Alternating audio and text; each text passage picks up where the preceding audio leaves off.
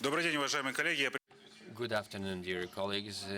Welcome to our online news conference held here at the Host City Media Center.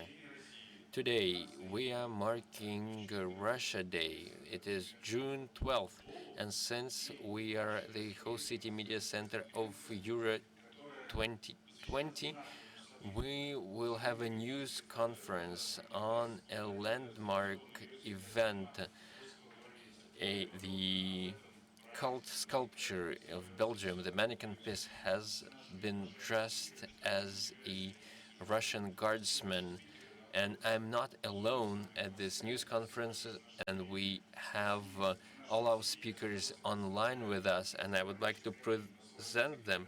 Alexander Tokovinin, Ambassador of the Russian Federation to Belgium, President of the Impulse for Europe Association, Serge Delven, Vera Bunin, Director of the Russian Center for Science and Culture in Brussels, and Alexei Lebedev, Director of the Russian Seasons International Cultural Project.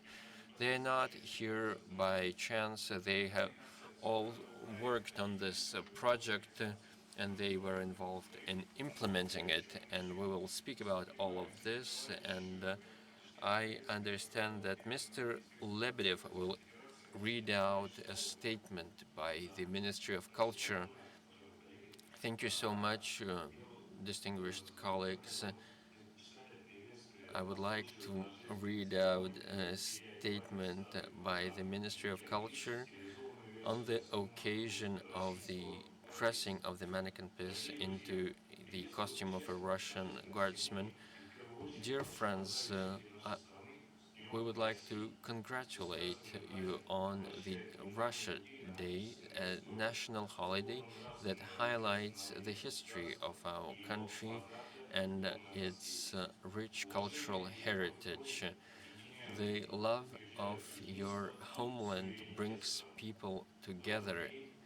On this day, Russia would like to emphasize that we are open to humanitarian cooperation, and the Russian representatives presented the uniform of a Russian guardsman as part of the ceremony to dress the Manneken Pigs is a showcase of our bilateral cooperation and of our commitment to neighborly relations.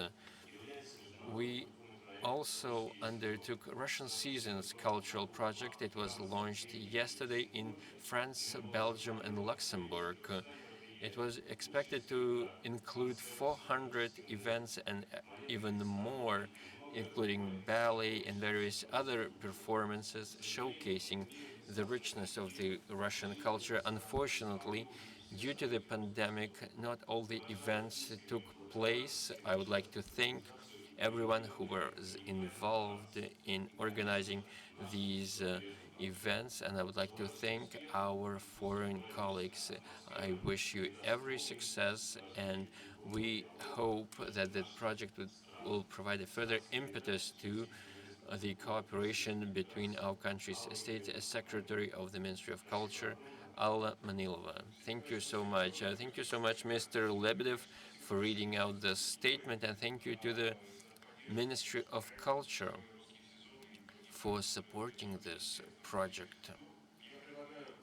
I suggest that we dive into this project and we explore it.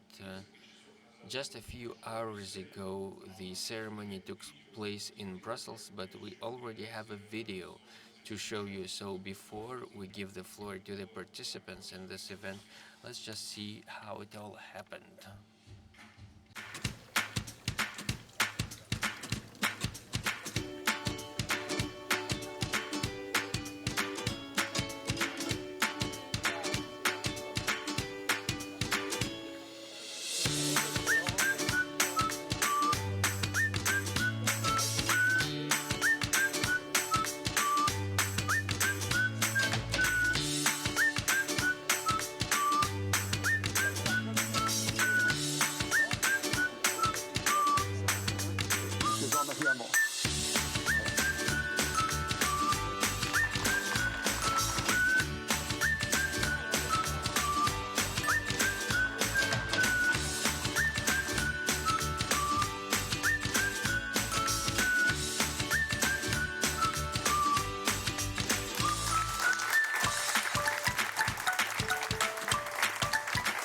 da zdrazuje pišuti malčík, da zdrazuje družba među Rosije i Belgije.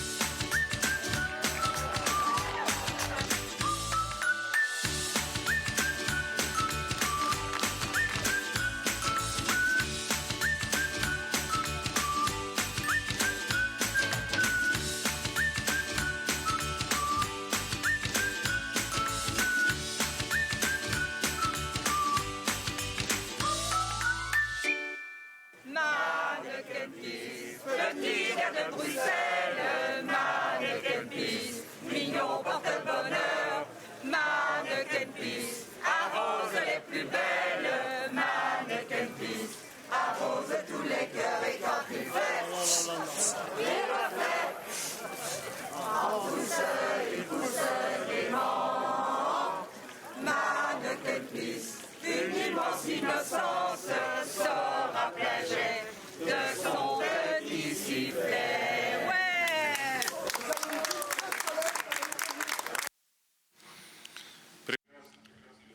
Wonderful, a wonderful event, and we see that it rains in Brussels just like in Russia.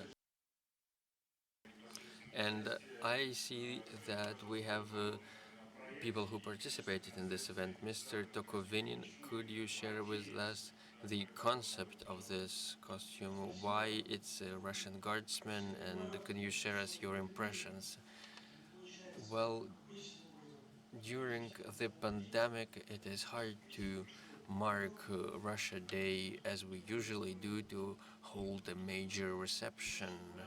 So we're very grateful to the Brussels city municipal authorities and to our friends for providing us with this opportunity to mark Russia Day together with our colleagues and partners. So there is a long-standing tradition here that dates back 400 years with and sometimes heads of state from various countries took took part in this event. They've presented to the city various kinds of costumes. Why a Russian guardsman was chosen as a costume? We think that in the Russian culture, in the Russian tradition, the uniform of a soldier symbolizes not only the commitment to defending your homeland, as well as optimism and wit and the ability to cope with challenges and to enjoy peace and to treasure small things. And I believe that the all this represents the Russian spirit, and people in Belgium also have a good sense of humor, and they are also able to cope with challenges just as well as Russians. So it's a unifying symbol. I have a few questions, and I would like to remind all our colleagues watching this live stream, you can join our conversation. You can submit your questions through your personal accounts. So there is a question box, and we also have people here in the audience. You can raise your hands and ask a question. So, Mr. Tokovinin, you started talking about things that are similar between Russia and Belgium. For example, a sense of humor, but there is this very important match tonight between Russia and Belgium. And is there anything else Russia and Belgium share in common? since one of the topics of the whole Euro 2020 is the idea of European unity. Broadly speaking, we all are part of European culture, this major cultural flaw. Of course, we are not Western Europe, but you cannot imagine European culture without Russian. You can take out Russia out of the European culture, European Russian music, Russian literature. It is an integral part of European culture. We understand that we have shared deep roots in our cooperation, and these roots is what we share in common. What makes Belgium special, its statehood dates back only about 2 centuries, but the historical and cultural ties between our peoples have a much longer history, and they are deeply rooted in history. And I would like to say that if we're talking about Belgium culture, we're talking about architecture, marvelous Gothic cathedrals and city halls and Flemish painting and many famous names that probably everyone in Russia knows from the school years. If we would ask ourselves who came from Belgium, for example, Ludwig van der Hoven, he was born just close from Brussels, just 30 kilometers from Brussels. So there is much in common between our peoples, and there is much more which brings us in common than that separates us. So, staying on the subject of intercultural exchanges, in your opinion, has this cooperation been close? Are Belgians interested and looking forward to discover the Russian culture? Are Russians eager to learn something about Belgian culture? So, are there any momentum here? Well, of course, there's a lot of interest. There are Belgian orchestras that play Russian music.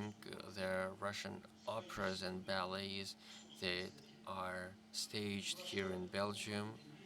Before the pandemic, the leading Russian performance groups, for example, the Mariinsky Orchestra led by Gergiev, Denis Matsuev, Anna Netrebko, and many other leading Russian artists and performers who have always had full houses here in Belgium. But this goes beyond classical music and classical culture.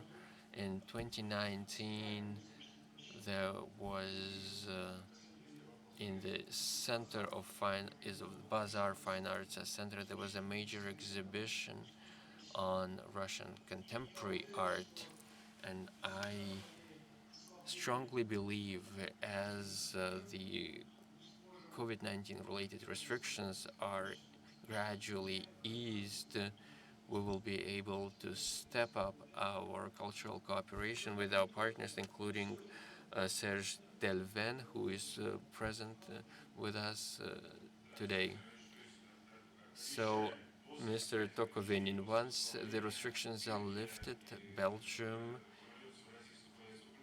will be part of the Russian cultural agenda and vice versa. So we took note of your statement. Considering how this ceremony was held today, we clearly see that people in Brussels wanted to see this, and thank you so much to those who organized these events. One short question to you, Mr. Tokovenin. What do you think about the Russian Seasons project? Does it facilitate our cultural ties? Well, first of all, I'm grateful and on to the Ministry of Culture and to Russian Seasons for this magnificent project. So there was an extensive program of events that was prepared, and unfortunately, most of the events had to be either postponed or held virtually. But we will hold some of these events definitely.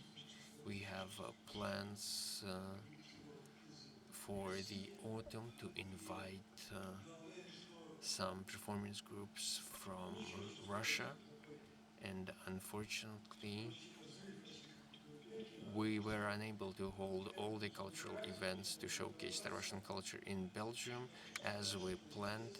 But once again, there's a lot of interest in all these initiatives. We have a question from a journalist here.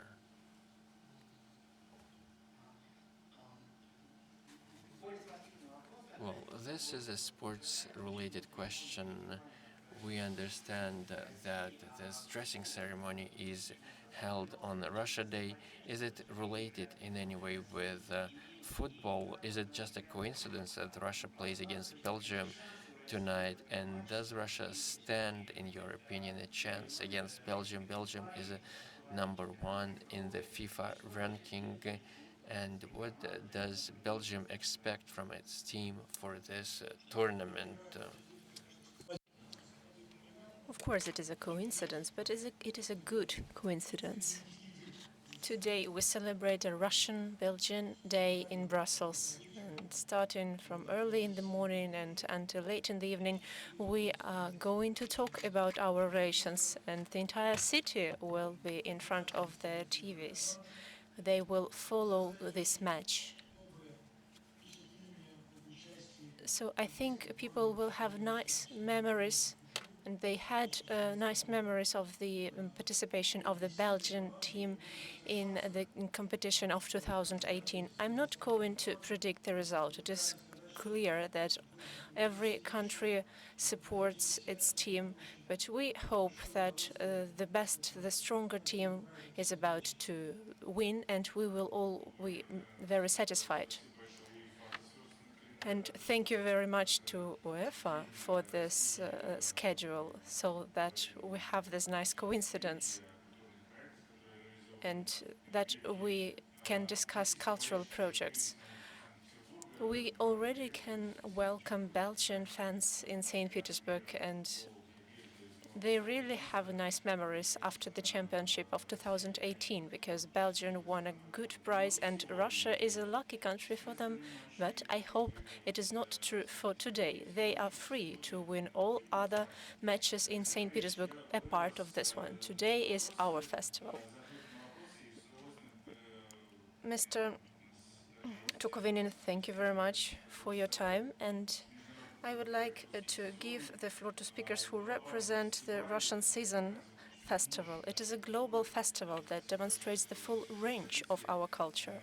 Thank you very much for presenting our traditions. I would like to give the floor to Alexei Lebedev, who will share some thoughts about this project that is very important for this festival, and maybe he will tell us about other projects implemented in Belgium, because Belgium hosted the festival in 2020, and you are right, the pandemic has posed multiple challenges. But Mr. Lebedev, what do you think? This transition to the virtual organization, does it have any contribution to cultural exchange, or maybe because of the pandemic we can prolong this festival so that when all limitations and restrictions are lifted, Belgium can fully have a full grasp of the Russian culture? Yes, thank you for your question. First of all, I would like to thank all those who participate in the organization of the ceremony. The idea was born in the embassy of the Russian Federation. I mean, the dressing of Manneken Pis into the historical costume, and it is a very nice event for us. I think that this event opens a range of real events there where we can meet in person. We all have missed them so much.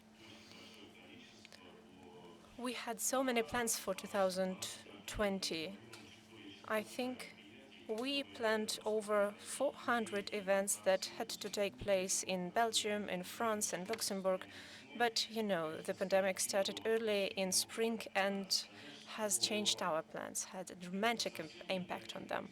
But I cannot say that it is a negative influence, because our project, as much as other cultural organizations in Russia and in other countries, started to develop actively online. So we launched a program called Stay with Russian Season Online. And thanks to this project, we managed to keep the public, keep this project alive, but also we galvanized a bigger interest among foreign visitors who are interested in the Russian culture.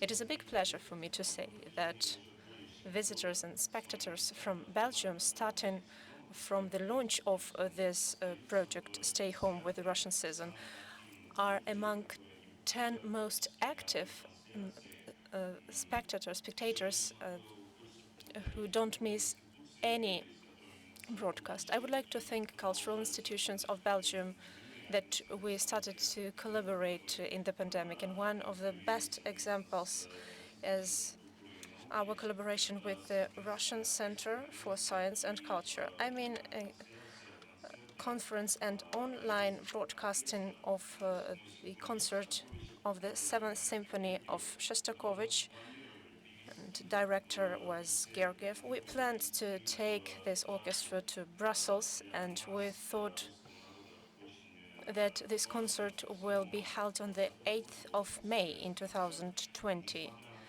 But in spite of the limitations, we still managed to hold this concert. It was online, and it is an accomplishment for us.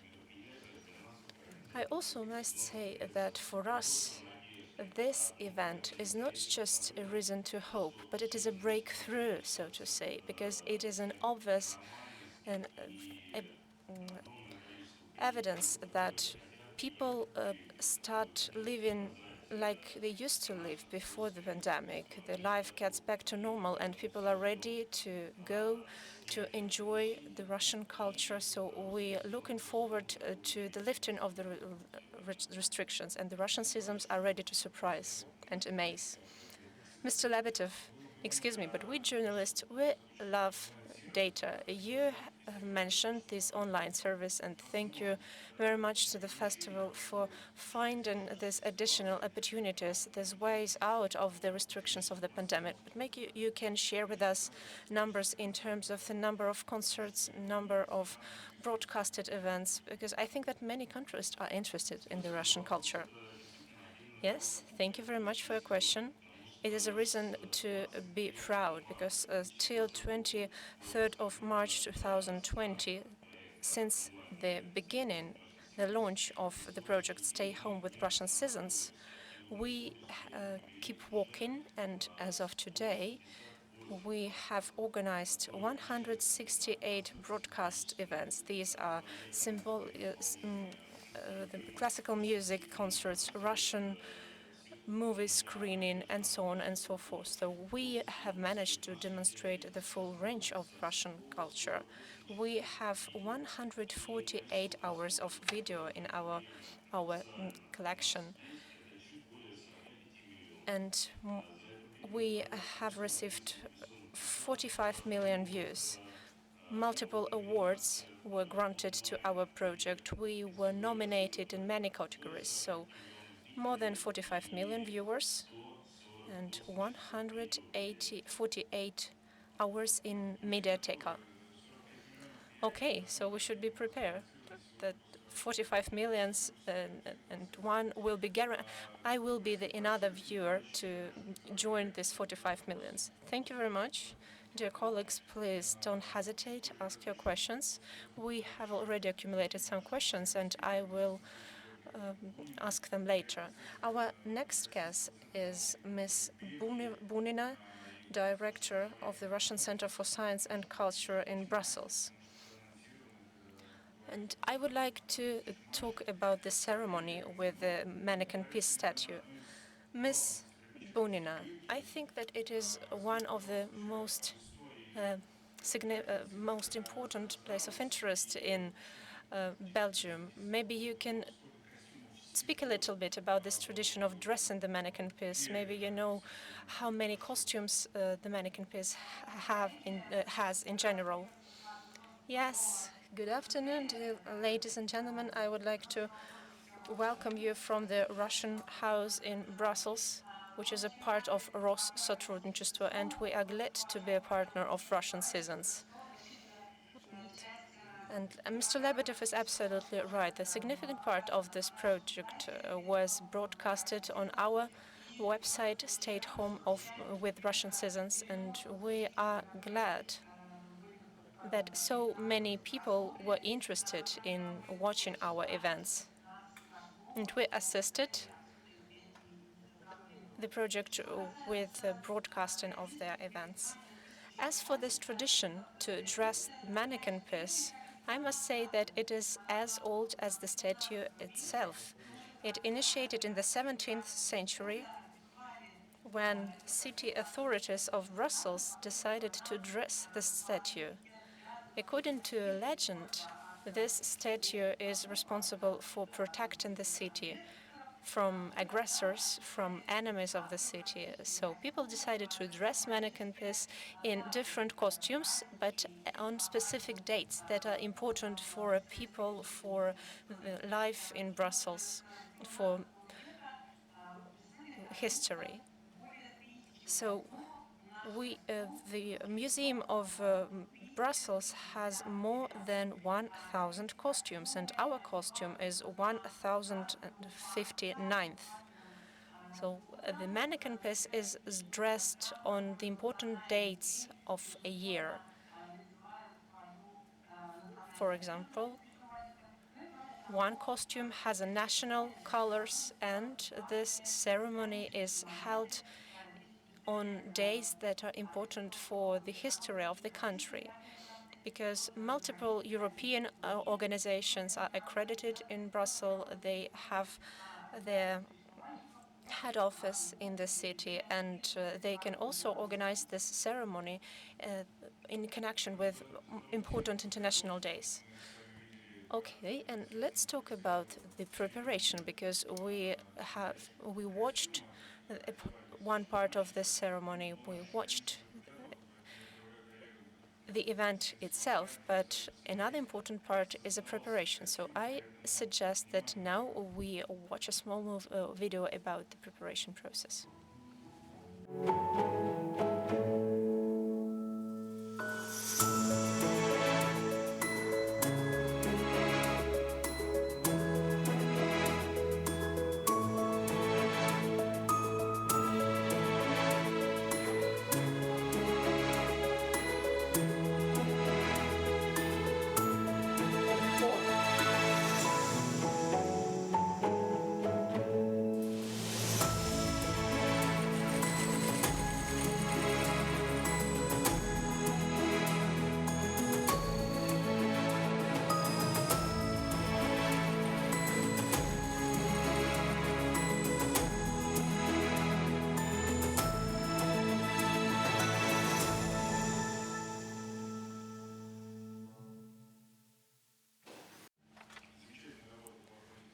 It's wonderful work.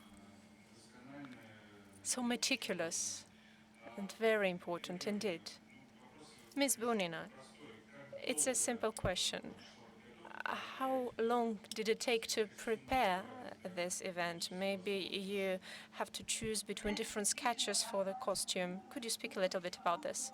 Yes, it took a while. First of all, it is the second costume of the Russian seasons that we prepared, because a year ago, Alexei Nikolaevich and colleagues from the Russian season thought about a different type of costume that should have been dedicated to one of the anniversary of the first Russian seasons, ballet of Sergei Diaghilev, and the sketch contained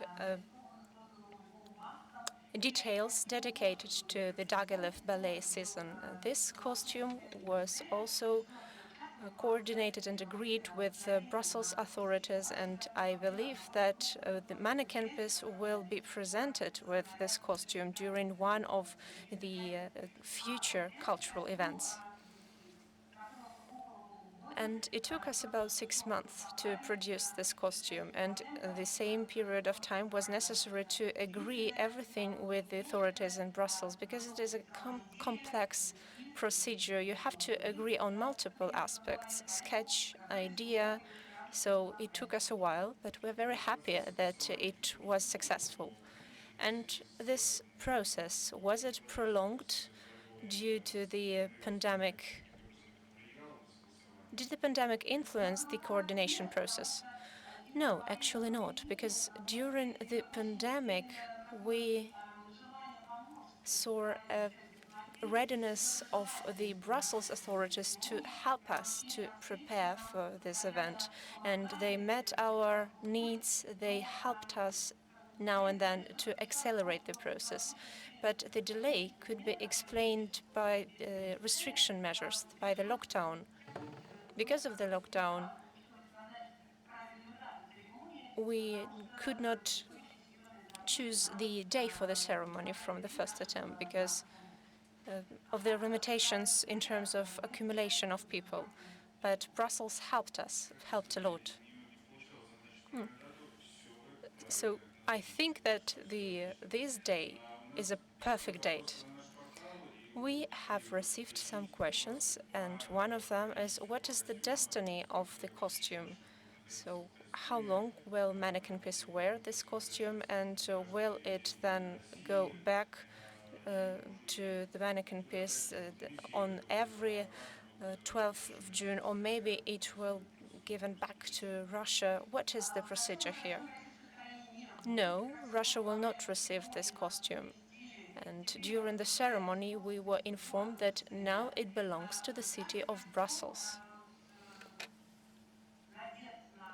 Every costume that is used to dress Manneken Pis is worn by during 24 hours. So Manneken Pis will wear it until 7 in the evening, and after that, the costume will be taken into the special museum where all 1,000 costumes are kept. And any day we can make an application so that the Manneken Pis is dressed in this costume again. And today we promised that during the next day it will wear this costume. Thank you so much. And everyone here in this audience and watching online will probably ask the Brussels authorities to leave the costume on until midnight at least. One more question that we have received online, a question to the ambassador. If we're talking about fantasies and about imagination, for example, there were instances when the Manneken Pis was wearing an astronaut costume. What other costumes could Russia offer? So, as a designer or as a concept author, what could Russia offer for the Manneken Pis? Well, we have already one costume prepared with the help of the Russian seasons. Well, actually, any costume, it has to be evident what it refers to. It can be a peasant or a cavalry officer or a Cossack. There are a lot of options, and we can do a great deal. We can offer a lot of various initiatives, and our colleagues here are always very receptive to all our proposals. And we see this positive attitude at all the levels of our relations with Belgium. Leopold I, the first Belgian king, was related to the Russian imperial family, and before he became king, he served in the Russian army and entered Paris together with Alexander the Great in 1814.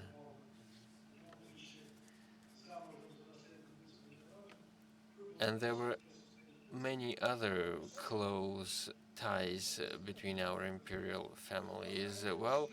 These are just small episodes in our shared history, and there are many, many more other examples of close cooperation, and there are many, many people-to-people ties and family ties. A lot of things that brings our country together. Another question from our online audience on football and on today's ceremony.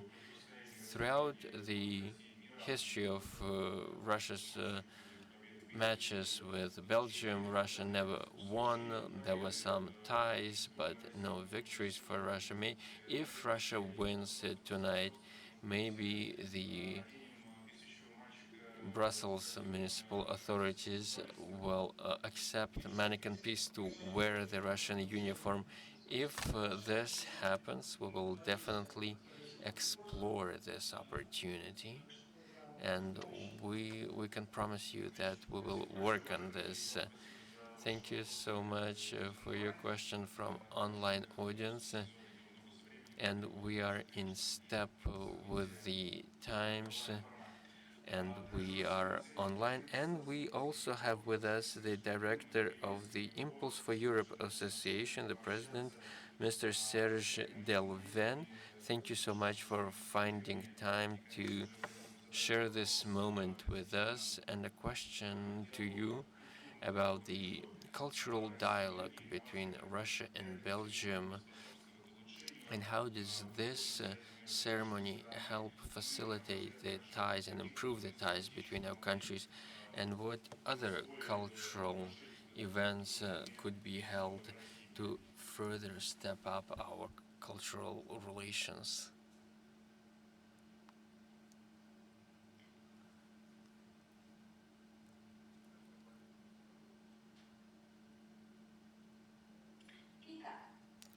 Well, I think that today's ceremony, the ceremony that was held to dress the Manneken Pis, will definitely strengthen the friendly ties between Russia and Belgium, including our cultural ties, which was proven by the people who came to see this ceremony. People came there from various cities, from Liège, from the north, and from other regions of the country. So this is a great example of our cooperation, and there should be more events of this kind with Vera Bunina. We are working on a program. Unfortunately, some initiatives had to be postponed due to COVID restrictions, but nevertheless, but we believe that there is a way out of this challenge. Today is the first day that we were allowed in Brussels not to wear masks, which is a very positive sign. We planned many events to be held on September the 2nd, and we have an event that will take part as part of the Russian seasons. We will welcome the choir from St. Petersburg, and I would like to say that this choir will arrive, and this will be a very symbolic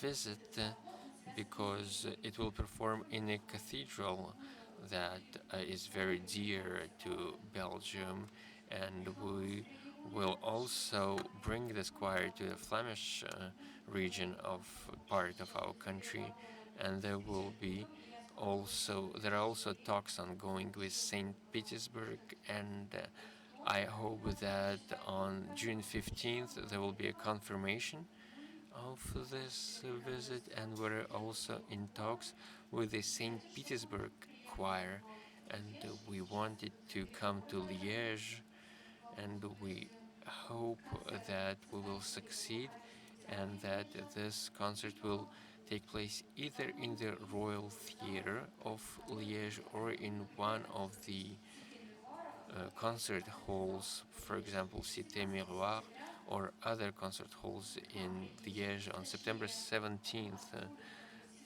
We will open the Liège Philharmonic, and the season will be devoted to Russian culture. There will be a Russia themed concert called Eternal Russia. And during this concert, we will have performances of works by Tchaikovsky, Rimsky-Korsakov, and other composers. I can promise you that we will convey all these messages to the government of St. Petersburg. All the performance groups from this city will definitely accept your invitations. And we were very glad to hear that it is on Russia Day that the mask mandate has been lifted in Brussels. One of the most popular questions that we got on our portal to you, and you will probably cheer for the Belgium team. What is your prediction for the outcome of the game? Maybe you even can predict a score, and you have Ms. Bunina by your side. She may correct your answer if necessary. Well, I do not want to disappoint you, but I'm Belgian. Well, let's say a 3-2 for Belgium. Well, yes, if it's for Russia, I will be in favor of that. Thank you so much. A question to Mr. Lebedev. Our colleagues wanted to know, since we have this conversation as during Euro 2020, are there any similar projects with Denmark or Finland? Will Russian seasons take place in other countries, for example, in Finland and Denmark? Thank you so much for your question. It is actually very timely. Yes and no. In 2022, the festival Russian seasons is expected to be held in Denmark, Norway, and Sweden. So if we're talking about Denmark, so this is actually so we're working on the program. Regarding Finland next year, not yet, but I'm confident that very soon we will do this. Finland already knows Russian culture pretty well, but we will further work on this. Well, there's probably a timetable that you have. What are the further plans beyond 2022? Maybe you will look to the east. Maybe you will look overseas. Oh, so what are your plans for the future?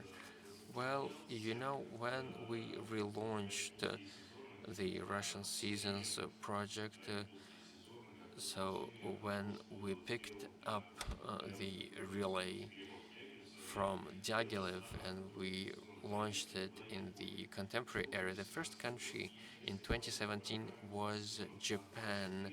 So if we're looking at the program for 2021, without the pandemic, for the entire year, Russian seasons would have traveled across South Korea. So we remain committed to this project as soon as the epidemiological situation in Russia and in South Korea gets back to normal.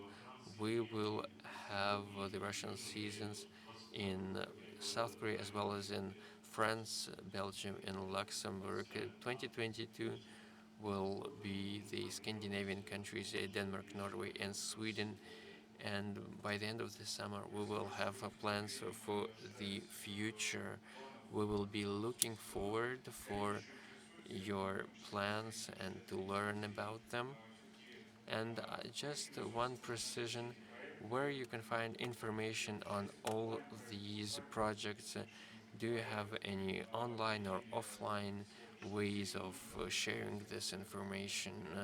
Do you have a timetable of events that you're holding? Where can you find this information and all the activities held as part of your festival? Thank you so much. Well, first and foremost, the key highlights about the festival can be found on the website of the Ministry of Culture of the Russian Federation as one of the founders of this project and the program of online events that we continue every week, and the resumption of various offline events is available on the website. We also offer archive footage of our past performances, and apart from performances by our leading performance groups, in this year we discovered a new initiative. We started to produce our own video content, and we offer a very interesting project that can be also found on the Russian Seasons website. As Ms. Bunina said, we provide our streams together with the Federal Agency for Humanitarian Intercultural Cooperation, Россотрудничество, and with other partners. And we want to reach as many countries as possible to promote Russian culture around the world. So I logged on to the website of Russian Seasons. I can see that so you film your own concert, and just a few steps from here we have the Fabergé Museum, and a concert was filmed there, so you produce your own concerts. Yes, this is true. We'll start with the fact that St. Petersburg is the city that we really love. This is our favorite city. That's why you're in Moscow, I can see. And there is no doubt that the concert that you've mentioned is a present for our German viewers. We filmed it for December 25, 2020, to mark the Catholic Christmas. This was a concert with performance from Mariinsky Theater, from Matsuev's performance group, and with and there and there was some choreographer production as well. And apart from the concert that we've filmed, there was also an Easter concert to mark Orthodox Easter. And apart from this, as I've said, we have a special section, Discover Russia. We produce videos on the key sites in Russia. Mr. Lebedev, so we will wait you to come to your favorite city, to St. Petersburg. And let's conclude in a positive way. The most popular question, score for the match between Russia and Belgium. What is your take on this?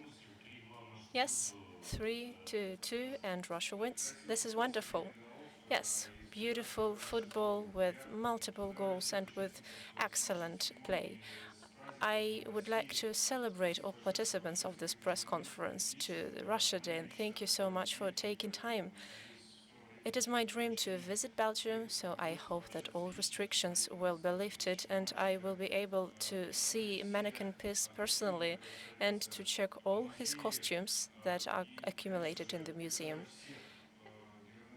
And to all people who have interest in the Russian Seasons project, please keep in touch. Don't forget about this project. And after the pandemic, please continue with these online projects because your indicators, the number of your projects and viewers, it is truly impressive. And thank you very much for your interest, for your time. And we are looking forward to watching the match, and we hope that Russia wins. Thank you very much.